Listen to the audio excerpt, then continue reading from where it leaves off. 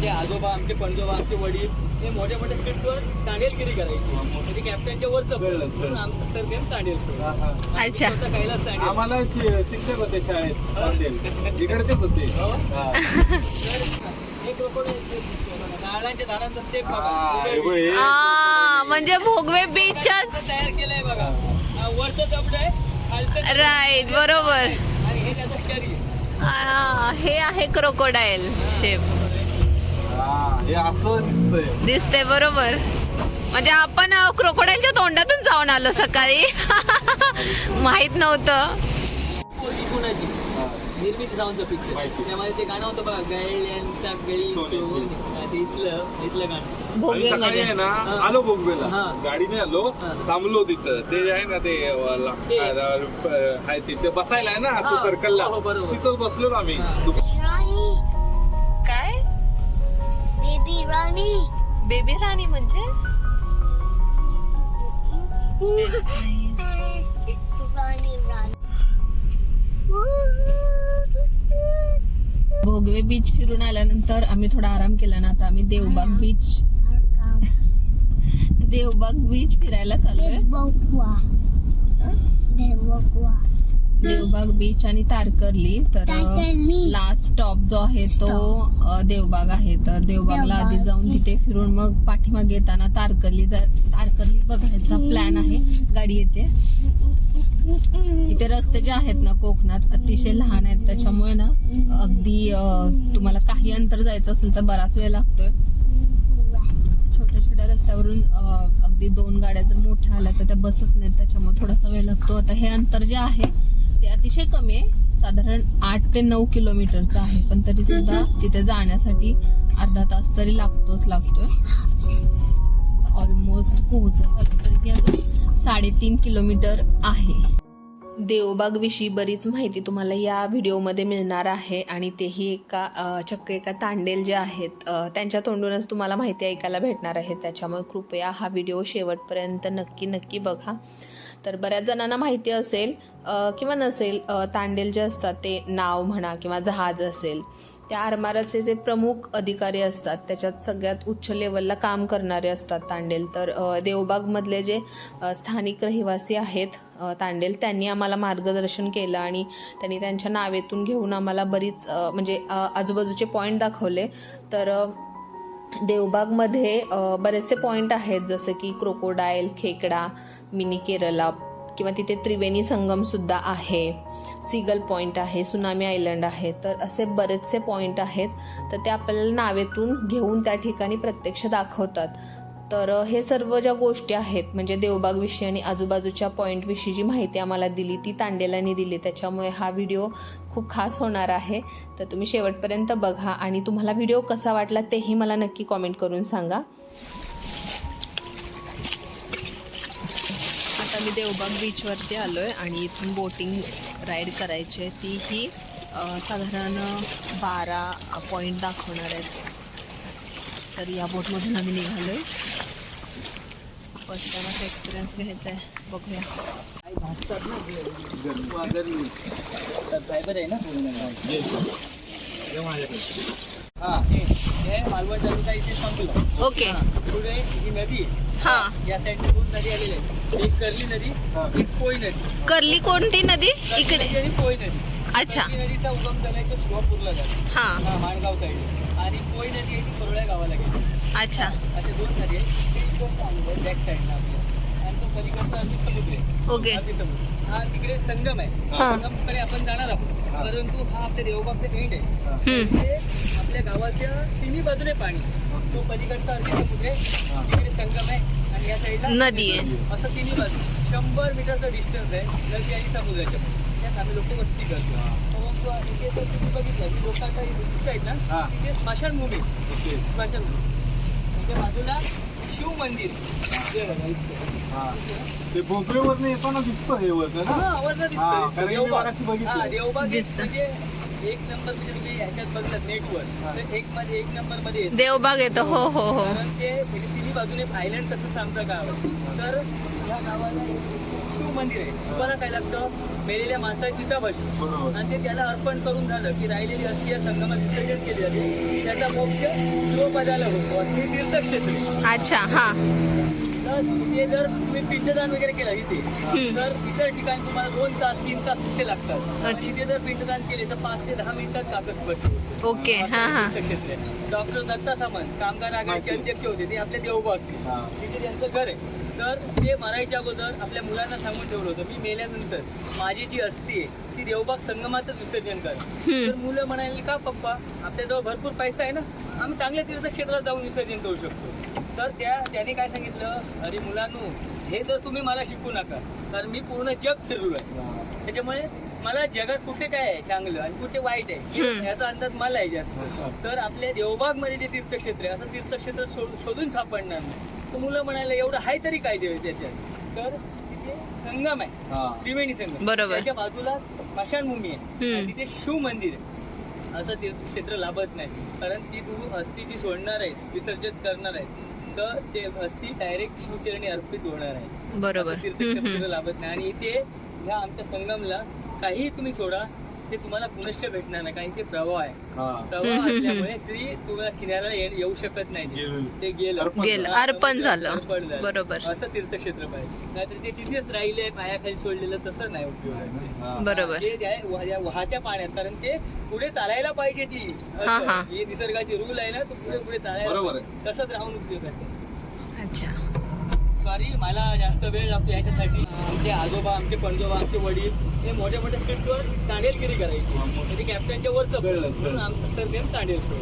अच्छा. कैलास तांडेल. आम्हाला शिक्षक होते शाळेत, इकडचेच होते. तर आम्ही समुद्रात, तुम्ही मला जर नेऊन सोडला, समजा मोठ्या बोटने नेऊन सोडला, तुम्हाला काही मोठ्या बोटीचा अंदाज नाही, म्हणून मोठ्या बोटने नेऊन टाकलाच मला समुद्रात. या बोटीने तू किनाऱ्याला जा, मला होका देऊ नका, मला GPS देऊ नका, काही देऊ नका. मला सांगायचं तू आता किनाऱ्याला जाऊन दाखव. या वाहत्या पाण्याचा अंदाज घेऊन, लाटांचा अंदाज घेऊन किनारा तुम्हाला काढून नाही दाखवलं, कुणाच्या दांडेल म्हणून नाव सांगणार. चला आता संगम बघायला, त्रिवेणी संगम. हा जो आहे हा संगम आहे ना. आणि 15-20 फूट उंच पाणी असं हे उंच उठणार.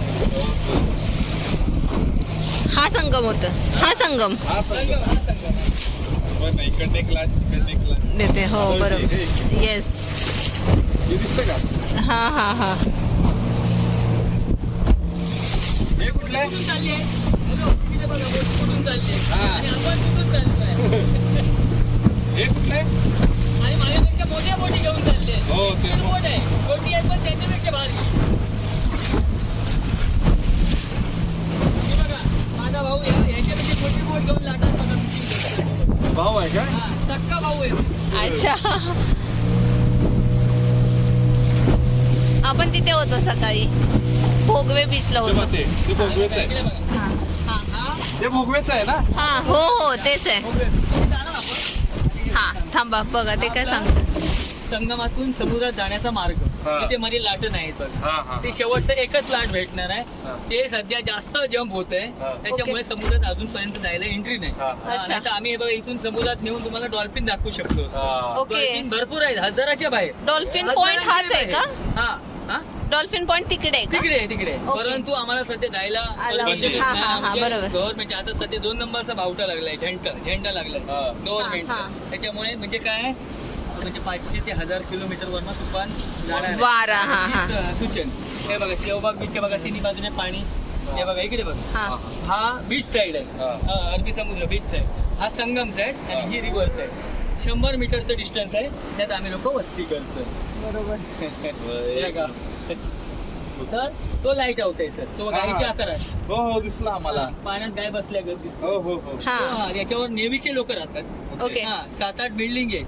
म्हणजे तुम्हाला जर असं वाटत असेल का ते म्हणजे काय कसं काय राहतात, तर ते एवढ्या डोंगर एवढ्या हाईटचं आहे, एवढे त्याच्यावर ते 7-8 बिल्डिंग आहेत गव्हर्नमेंट.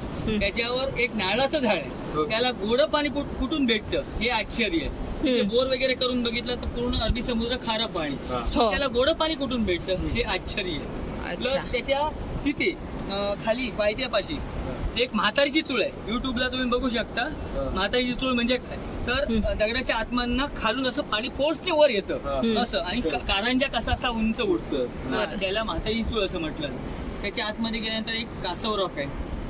त्याची म्हणजे माहिती देणाऱ्यासाठी भरपूर आहे. नाही तर तिथे जर गेला तर नुसतं एक लाईट हाऊस दगड म्हणून बघून घरी येऊ शकता. अशी मोठी आहे आपल्या इकडे. तर तिथे कारंजासारखं पाणी उठतं प्लस तिथे कासव रॉक आहे. त्याच्या आतमध्ये गेल्यानंतर एक ब्रिटिशकालीन लाईट हाऊस आहे. दुसरं ब्रिटिशकालीन लाईट हाऊसला ब्रिटिशकालीन बांधकाम आहे वर चढायला जिना वगैरे आहे. परंतु त्याच्या बॅक साईडला गेल्यानंतर अशा 2 रॉक आहेत. त्या 2 रॉकच्या मधनं बोट जाते ना असं वाटतं की आपण बाहेरच्याच जगात आहे. कोकण स्वर्ग ज्याला म्हणतात ना ती जागा ती बंद आहे का? हा बंद आहे. अजून आणखी 15 दिवसांनी जाणार आहोत. माझे गेस्ट सध्या आले आहेत सोलापूरवरनं. छोटं बाळ आहे त्यांचं पण 1 वर्षाचं आहे. खाली उद्या खाली बर्थडे नको नको साईडला नको त्याला साईडला काय नको. म्हणतात आमच्या मुलाच्या बर्थडे साठी आम्ही आलोय तिथे करायचंय आम्हाला लाईट हाऊसला कारण ते बघून गेलेले आहेत ना त्यांना तिथे करायचंय. तर म्हटलं सॉरी सर मी जाऊ शकत नाही तुम्हाला घेऊन कारण गव्हर्नमेंटने झेंडा लावलाय म्हणून. नाही तर मी तुम्हाला रिस्क आहे बरोबर. फिशिंगला जाणार समुद्रात. आणि सकाळी मी पहाटे 3 वाजता गेलो.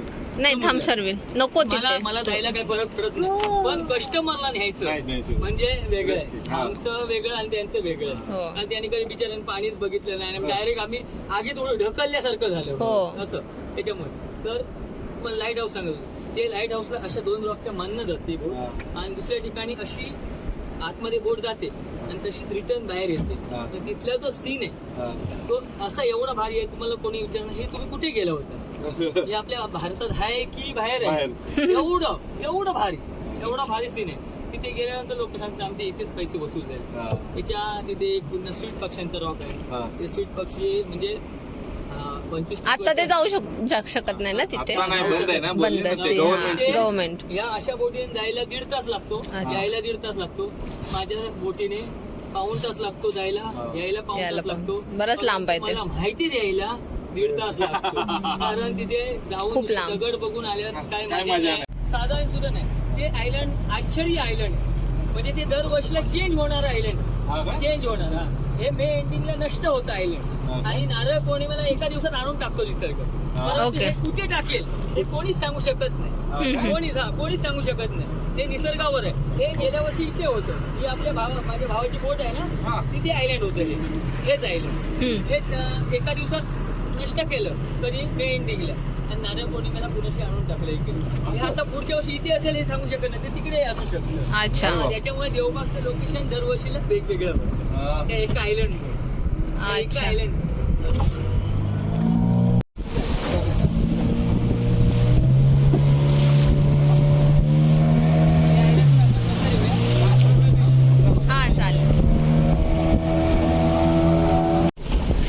म्हणजे फिशिंगच्या धरून सगळ्या 6 बोटी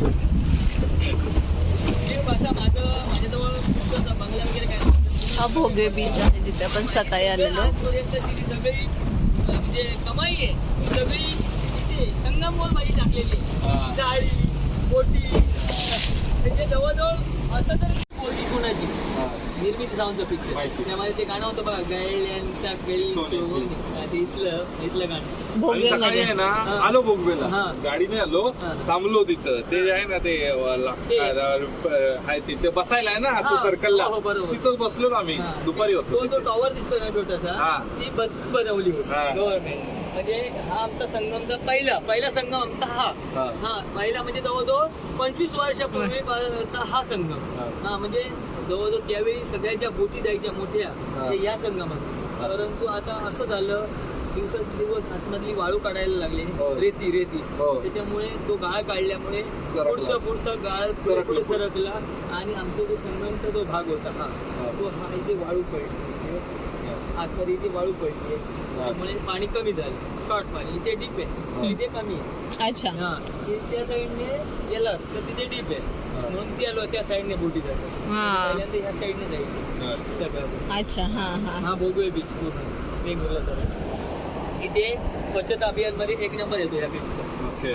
इथले म्हणजे इथे स्थानिक लोक चांगले कमी वस्ती आहे आणि स्वच्छता ठेवतात कारण ह्या गावात की नाही थोडक्यात तरी त्यांची वस्ती कमी असल्यामुळे त्यांना ते बरं पडतं. हा, बरोबर. आणि त्यांची एकाची जागा पण भरपूर आहे. त्यामुळे कचरा असला तर असून असणार. थोडासा, बरोबर. एवढासा बाजूला टाकला तरी हे आता हा जो कचरा लागलाय तो कचरा नसून ते काठी आहे काय म्हणजे झाडांचे तुटले पूर आला होता ना, त्या पुरासोबत आलेले आहेत आणि तो किनाऱ्याला लागलेला आहे. हे आता हे एका ठिकाणी अशी गोळा करून ते जाळून टाकलं की तो झालं. मातीसारखं राग होणार. आम्ही याच्या वेळी निवतीला पण गेलेलो, तो पण एकदम मस्त बीच आहे. लाईट हाऊस सफर करतो ना त्याच्यात सगळंच आलं. Nivati beach, golden rock, Nivati किल्ला, डॉल्फिन सफर सगळं टोटल. यासाठी यायला लागते परत. या नेक्स्ट टाइम कधी. आता आम्ही ज्या आयलँडवर आहोत ते आयलँड जो आहे त्याला काय म्हणतात, सिगल पॉइंट आहे. इथे ऑस्ट्रेलियन सिगल बर्ड्स येतात आणि वर्षातून काही ठराविक महिने येत असतात. तर आता तर नाहीये त्यांचं म्हणजे वेळ नाहीये यायची.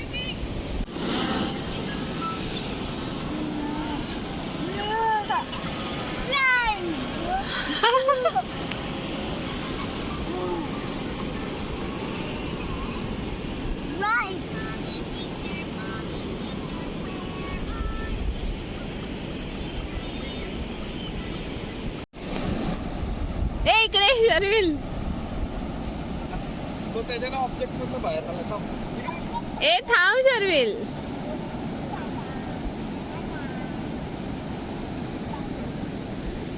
या दिशेला भोगवे बीच आहे आणि आम्हाला आता माहिती पण सांगितली त्यांनी की इथे एक हॉटेल आहे. तिथे सचिन तेंडुलकर आहेत, त्यांचा एक बर्थडे पण सेलिब्रेशन झालेलं होतं आणि ते या ठिकाणी क्रिकेट सुद्धा खेळलेले होते. अजूनही बरीच माहिती सांगितली. श्वास चित्रपटाचं शूटिंग सुद्धा इथे झालेलं होतं या ठिकाणी पलीकडे. तसेच अजून काही चित्रपटांचं शूटिंग झालेलं होतं त्यांनी माहिती दिलेली आहे. आणि इकडे जो आहे तो देवबाग बीच आहे. अतिशय छान हा परिसर आहे. आता इथे जे आहे ना देवबाग पासून अगदी काही अंतरावरतीच हा जो पॉइंट आहे ना सिगल पॉइंट. तर आता सध्या इथे उंचवटा आहे, बरीच वाळू वगैरे आहे म्हणजे इथे